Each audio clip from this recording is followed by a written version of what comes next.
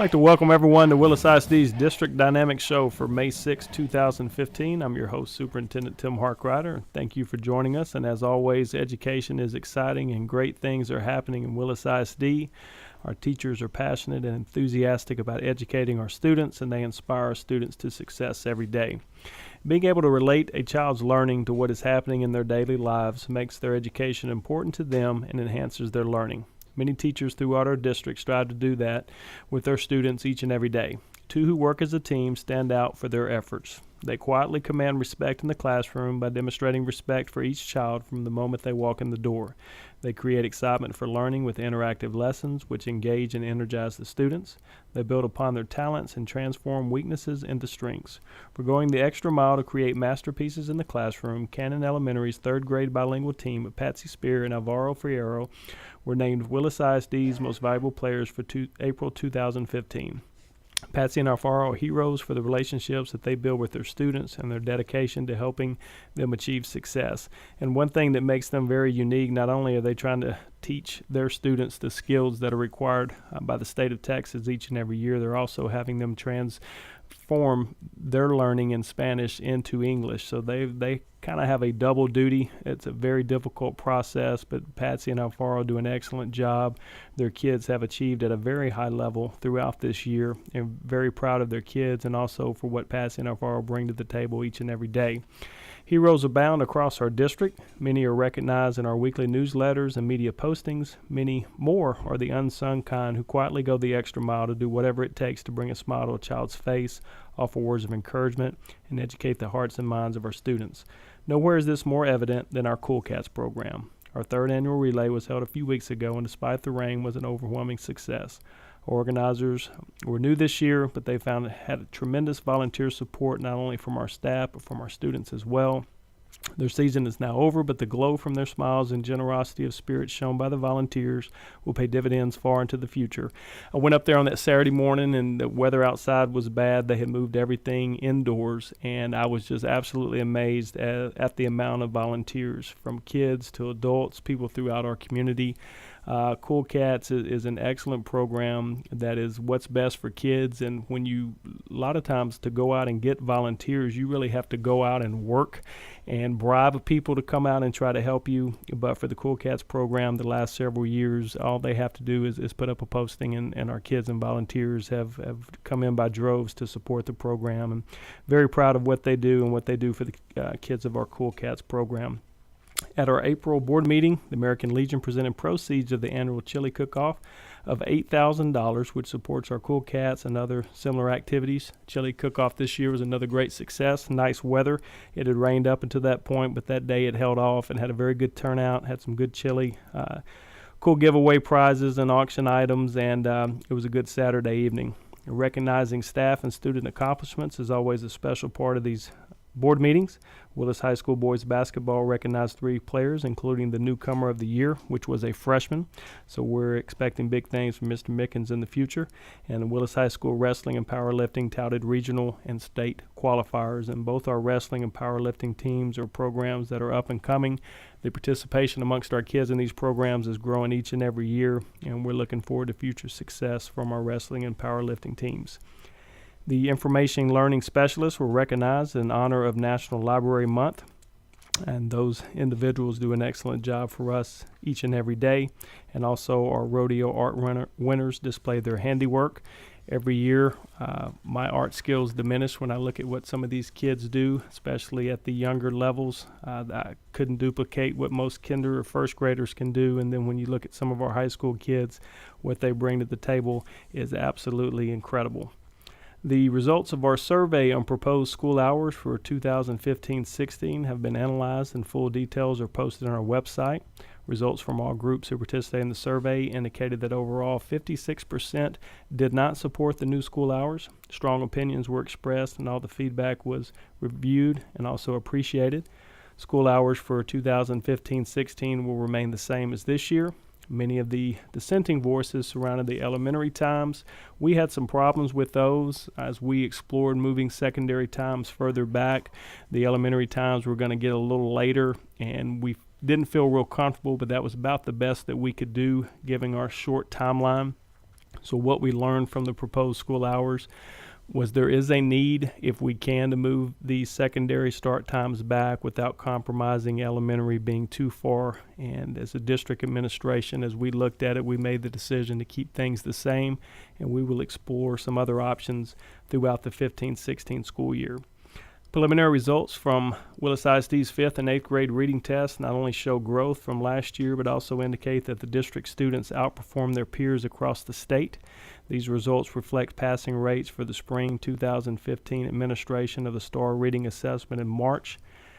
We're very excited about these scores. We've worked very hard the last 2 years on instruction, bringing more teacher training to the table, more resources to put into our teachers' hands.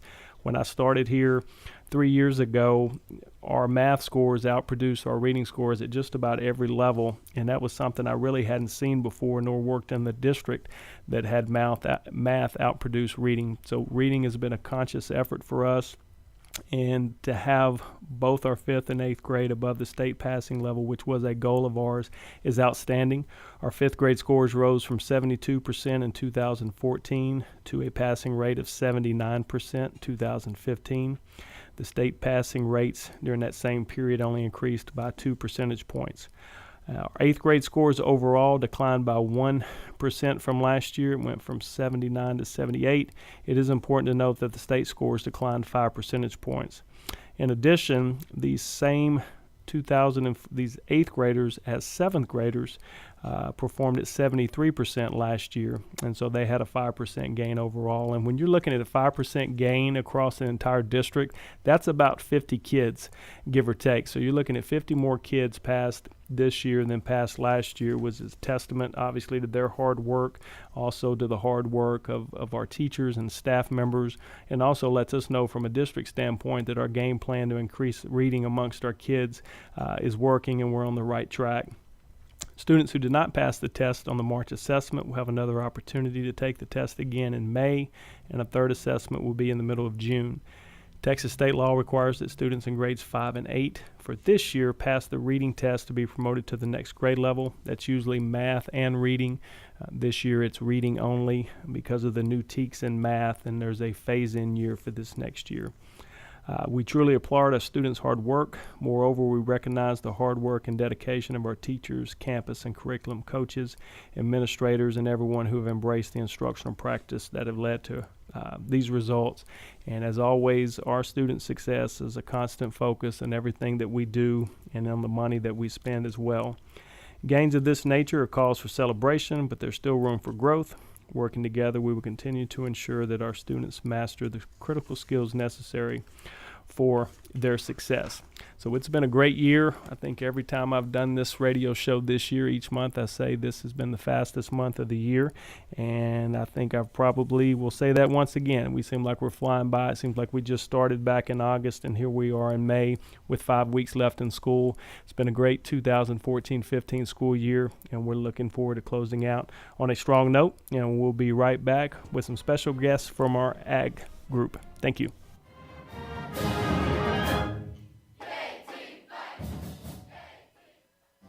Looking for a source for Montgomery County's news and events? Then tune in every weekday morning on Mornings with Lone Star at 8 a.m., covering the news, weather, and local off topics for your morning entertainment. So make Mornings with Lone Star your third stop of the morning at 8 a.m. on irlonestar.com.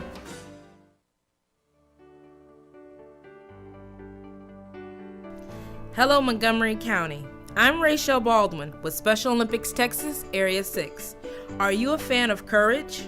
Are you a fan of determination? Are you a fan of acceptance, grace, and skill? Then you're already a fan of Special Olympics. Make it official. Volunteer, coach, and/or compete and be a fan of dignity and acceptance. The dedication of our Special Olympics Texas volunteers provides mainstreaming experiences for athletes with intellectual disabilities. You will touch the heart of another person, and it will move you in a meaningful way that lifts the spirit. Please visit the Heart of East Texas Area 6 webpage at www.sotx.org. Also, like us on Facebook to be a fan and be part of Special Olympics Texas. I'm Lieutenant Bob Berry with the Conroe Police Department, reminding you that texting and talking on the phone while driving are not only dangerous, but also illegal in school zones and other posted areas. Drive safely and alert.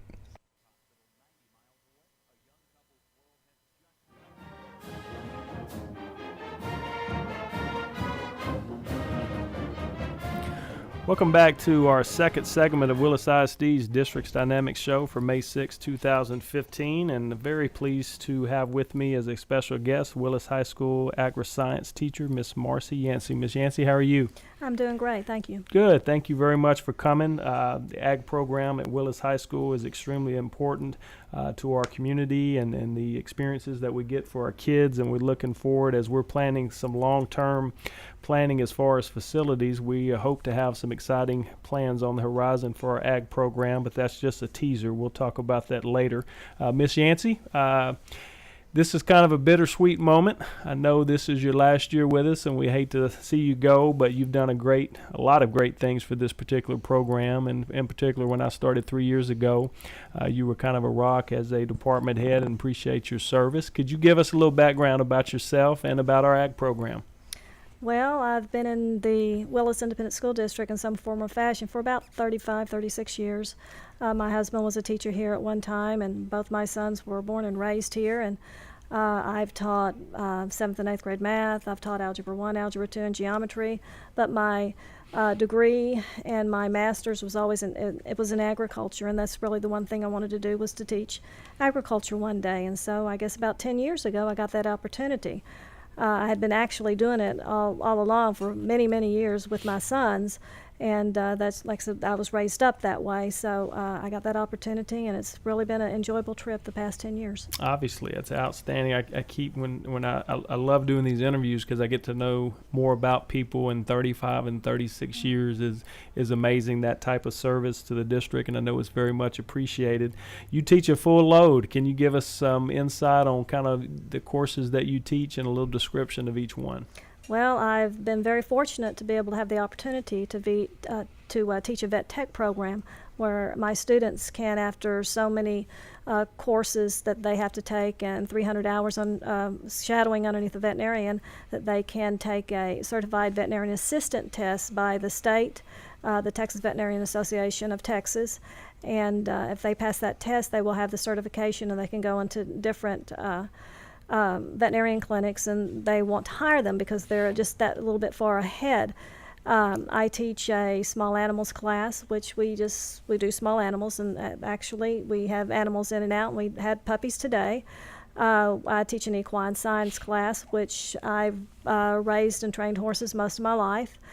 So I enjoy really teaching that one. And then we have a vet tech class having to do with the veterinarian and things, small things that you would do in a veterinarian clinic. So these students can get ahead learning those things before they do other things.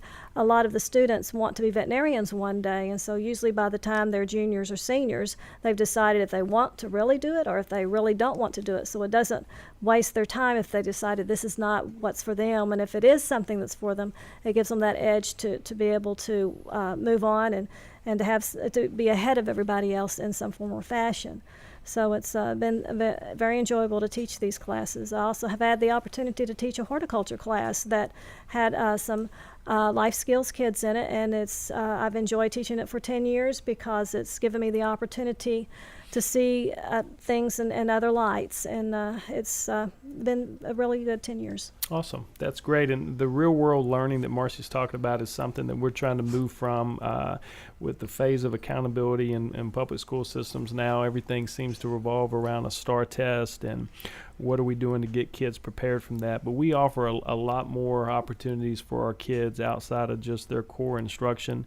And I think some of the things here that Ms. Yancey's highlighting is something we want to move to and continue to grow these programs to do more and more for our kids, because we've got a group of kids who are college bound and are going to go. We also have some students who we want to give the opportunity to earn some different certifications in areas that appeal to them. And if they decide to go to college after high school, great. If not, they've got a skill set that they can get out into the workforce and be a skilled laborer, which is very important.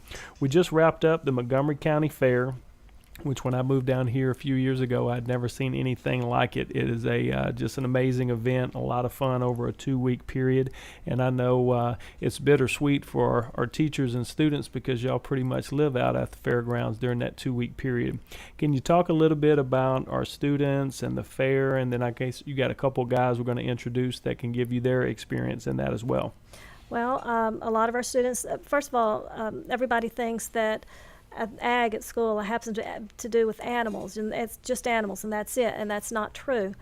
We have a lot of other different projects that kids can do, and they can, at the fair we have welding projects, we have non-livestock, which has to do with woodworking, or it has to do with cooking and those type of things. Actually, and those that do the animals, they start back in September. Some of them start with steers in September, October in lambs, November in goats, December, January, pigs, swine. They take those animals, they tag them in, and then they raise them for a certain amount of period. Everybody starts on the same day, and the fair, when we have show, it's all on the same day. So they spend a lot of time with these animals, and some of them become real attached to them, and others are ready for them to go when it's time to show. And most of them are market animals. I brought Wrangler Luke with me today, and he has beef heifers. So he's raising beef heifers for replacements to have babies, and so that we can raise the cattle. We've been through some years, these past years, where we've the cattle, we've had droughts, and the cattle have been taken in and processed, and we don't have as many cattle anymore. People quit raising cattle because they couldn't handle it. They didn't have the hay, they didn't have the feed because we couldn't grow it because of the droughts. And so Wrangler does a program where he raises heifers and he raises babies from it so that he can raise those calves to replenish our livestock and our industry. So we've got those things going on at the fair. So we have lots of things going on. They can raise chickens, they can raise rabbits. There's just a lot going on. All right, that's outstanding. Wrangler, could you tell us a little bit about how your replacement program's going? Honestly, I don't know, but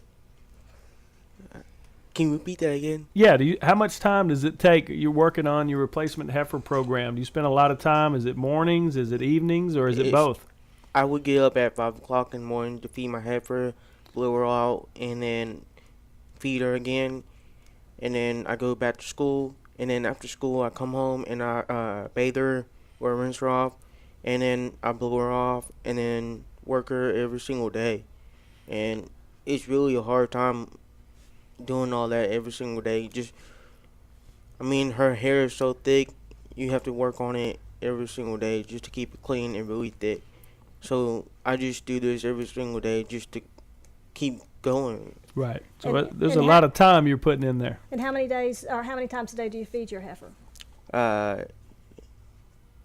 2 times a week. Or 2 times a day. You feed 2 your times heifer, a day. right? And there's just a lot into the feeding of it and taking care of it. And you called who is Miss Monopoly? Is she your baby? Ma'am? Is Miss Monopoly your baby? Yes, ma'am. You love your heifer, right? Yes, ma'am. Yeah, he's I very do. I attached really to his do. heifer. I could only imagine spending that much time with it. Yeah, you're spending as much time there sometimes as you do with your parents, as much as you got to get out there. And I think that goes to a testament. I think some people don't realize when you're raising animals, you just get an animal, throw some feed. I mean, there's a lot of time and energy that's put into that. I was able to go to the sale this year, and it was a fun night.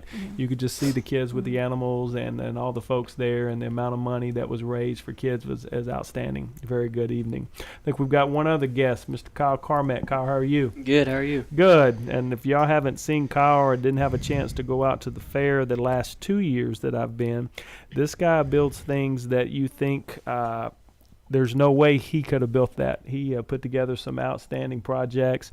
And Kyle, talk a little bit about your project this year. This year I built a 24-foot gooseneck aluminum stock trailer. It can accommodate pigs and cattle at the same time.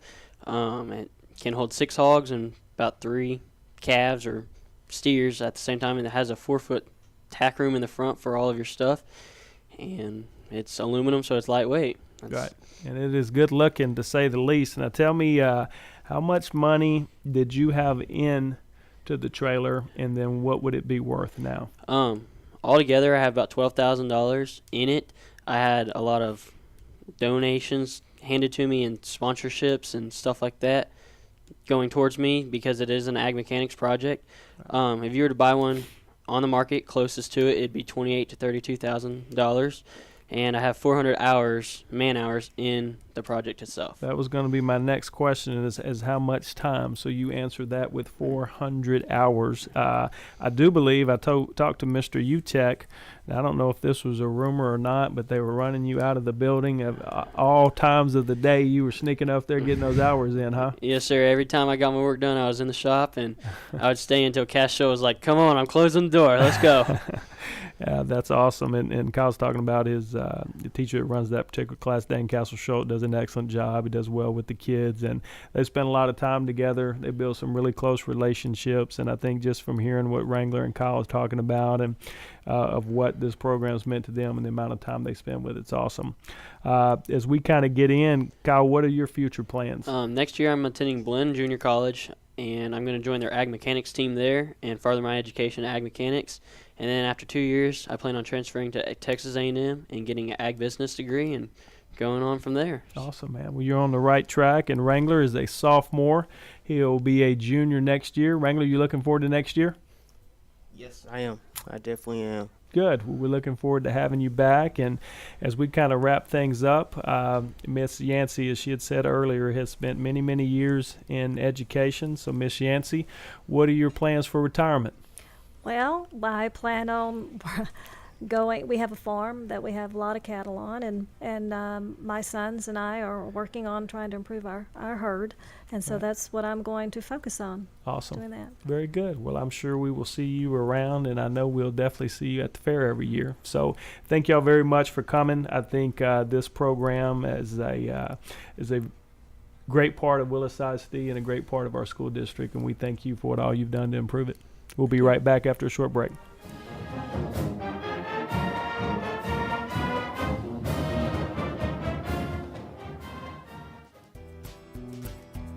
Heaven's Army of Resources and Recreation Center is a 501c3 nonprofit organization featuring a 10,000 square foot building located at 19325 FM 1485 West, New Caney, Texas.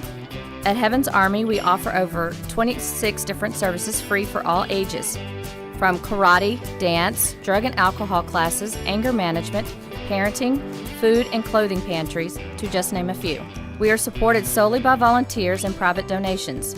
Our main mission is to glorify God in all that we do. At Heaven's Army, we strive to be a hand up, not a handout. Come check us out at 19325 FM 1485 West, New Caney, Texas, or call for more information at 281-689-5864. You may also learn more about Heaven's Army by visiting our website at heavensarmyofresources.com.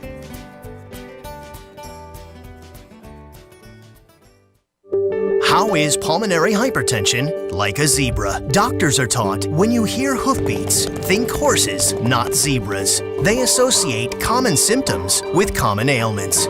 Sometimes it's asthma, COPD, sleep apnea, obesity. But sometimes it's pH. The next time you hear hoofbeats, consider pulmonary hypertension. To learn more, visit sometimesitsph.org.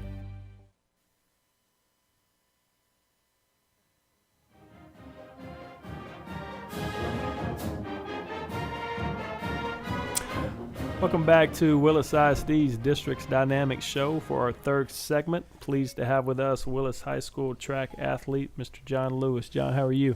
I'm doing mighty fine today. Good. John is the definition of a student athlete, and I say that in all seriousness because John works as hard on his academics as he does on his athletic ability, and whether that's on the football field or whether that's on a track or in the classroom, this guy puts in the work every single day. So, John, give us a little background information on yourself. When did you start coming to school at Willis, and tell me a little bit about your year.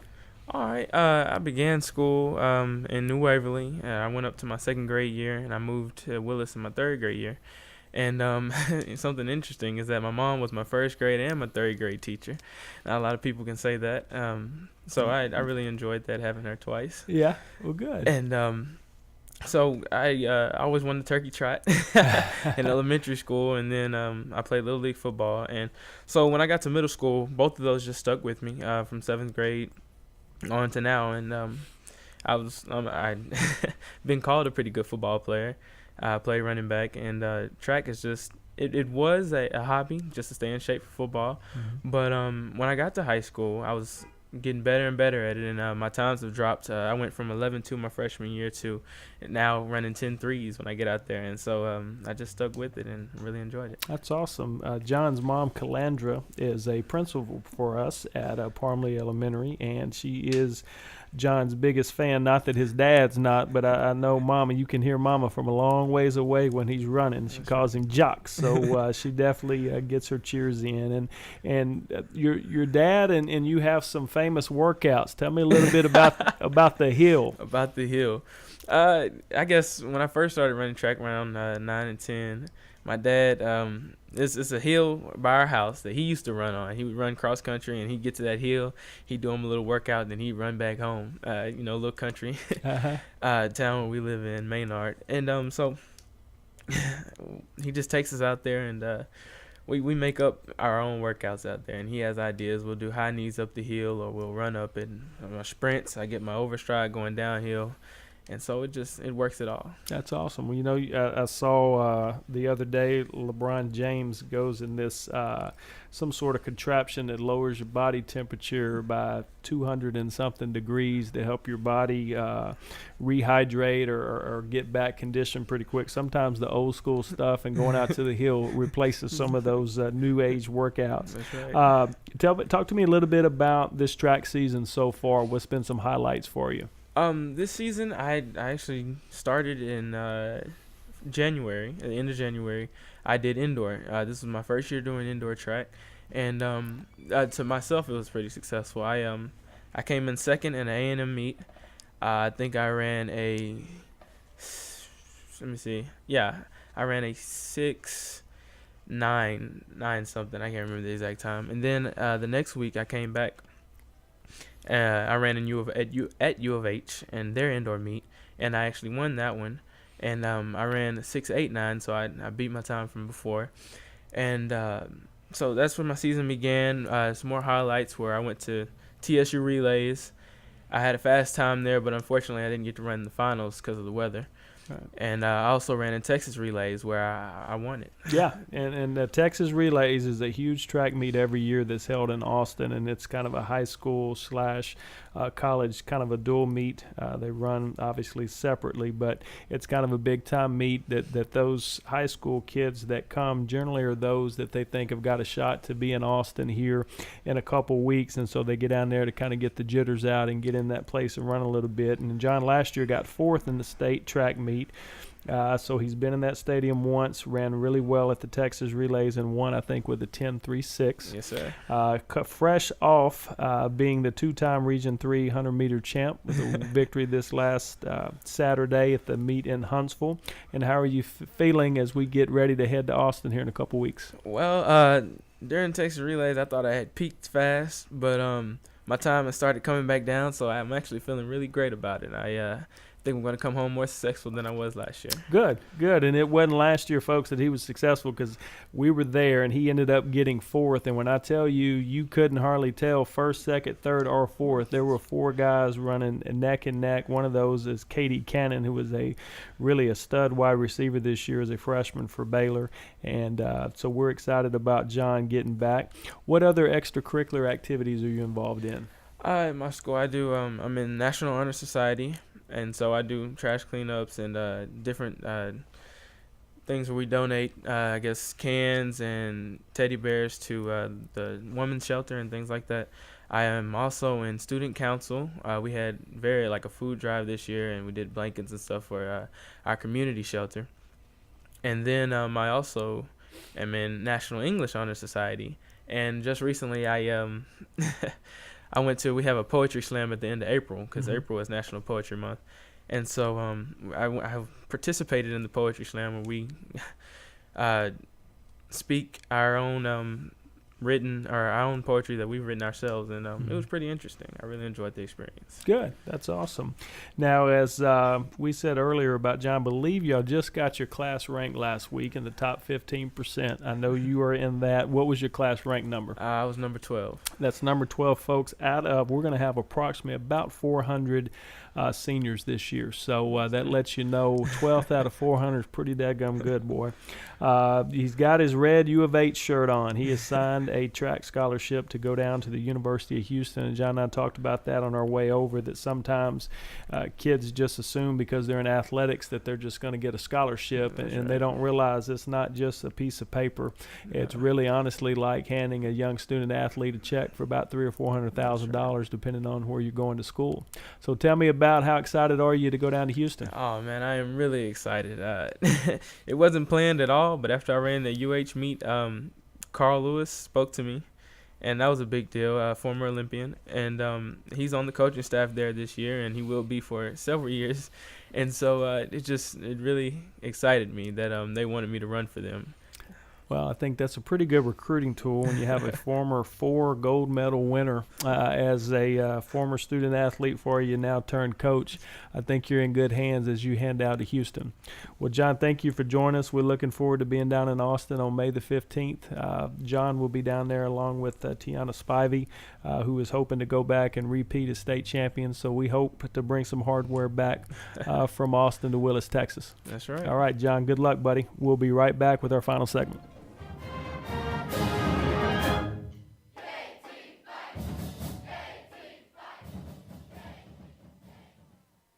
Do you believe what happened on Nashville last week? Hi, this is Debbie Reynolds of Nash Trash on Lone Star Country Nights. Be sure to join Wayne Michaels and I Thursday at 7:30 p.m. on irlonestar.com for a recap. Will they? Won't they? Did they? So many questions, so much drama. Stay trashy, my friends. Until 1995, there were no pulmonary hypertension treatments available.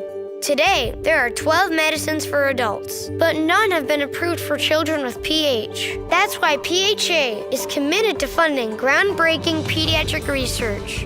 By supporting the Robin J. Barst Pediatric Research and Mentoring Fund, you will strengthen the Pulmonary Hypertension Association's ability to educate and train the next generation of pediatric PH specialists. Make a gift today for the good of all children and their families living with this complex, chronic, and currently incurable lung disease. Together, we can create a bright future and help provide hope for children with PH. Hope for Shannon, Ian, Katie Grace, Maddie, and me, Lucas. The Pulmonary Hypertension Association, empowered by hope. To learn more, visit phassociation.org/BarstFund.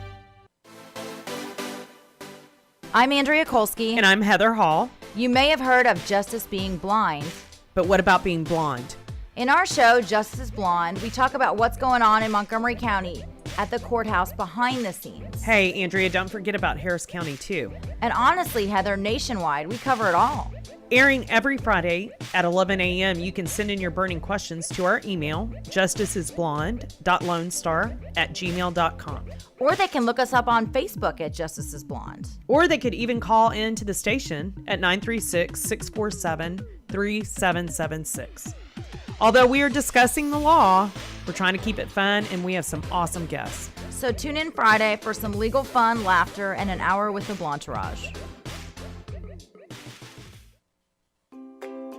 Hi, this is Erica Tullis, Executive Director of the Breast Cancer Charities of America.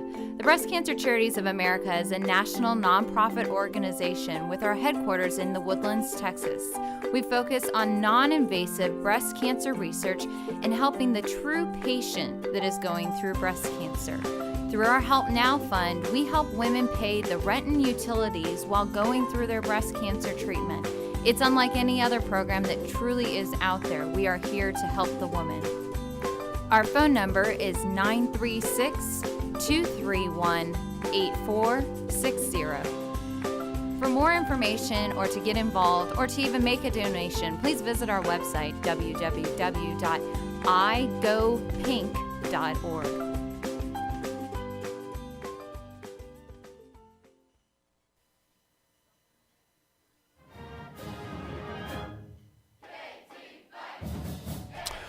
Welcome back to a final segment of Willis ISD's Districts Dynamics Show. We've had a great show so far. We kind of like to wrap things up with kind of what's going on our calendar, and we're going to start off with some athletic updates. Lynn Lucas Junior High Tennis. They lost a match here earlier to Moorhead 64-68, but they are constantly improving, and they will know under Bobby Kleinicke's direction they don't have a choice but to keep working hard, and so we will continue to expect great things from our Lynn Lucas Junior High Tennis team. Our Brabham Junior High soccer team played against Lynn Lucas Middle School. That's always tricky. You really can't, in my position, cheer for one side or the other, and I guess in the soccer it worked out fine for us as a district. The 7th grade team had a great night, winning an exciting game 6-0. They've improved their record to 2-0, and the 8th grade team played very well, but they lost against Lynn Lucas, so we had 1-1 there, and both our junior high soccer programs are doing very well. Our varsity baseball team defeated Caney Creek the other day 10-0. Kyle Backus threw a no-hitter in 5 innings, which is outstanding. You don't get too many no-hitters in high school ball, and Kyle pitched a excellent game. Christian Cornelius had a home run. We closed out the year on a sad note. We had to beat Huntsville to get in for a play-in game for the 4th playoff seed, and unfortunately we lost at home 6-4 to Huntsville, which ended our season a little earlier than we wanted to, but the guys played extremely hard, just came up a little bit short. Varsity softball, our Willis Lady Cats finished a 5th inning burst enough to top Huntsville 10-0, become district champs. That was with 1 loss on the district season.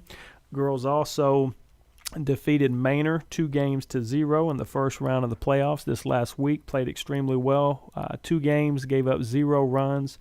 Casey Dixon did an excellent job, and now we're advancing to the area round of the playoffs this week. We're still having details being worked out. Looks like it may be a Thursday, Friday, and I believe they will be hosted at Oak Ridge, so it'd be a short trip for us to get down and watch them play. They've had an excellent year this year and hope to continue that in the area round of the playoffs. Boys varsity track.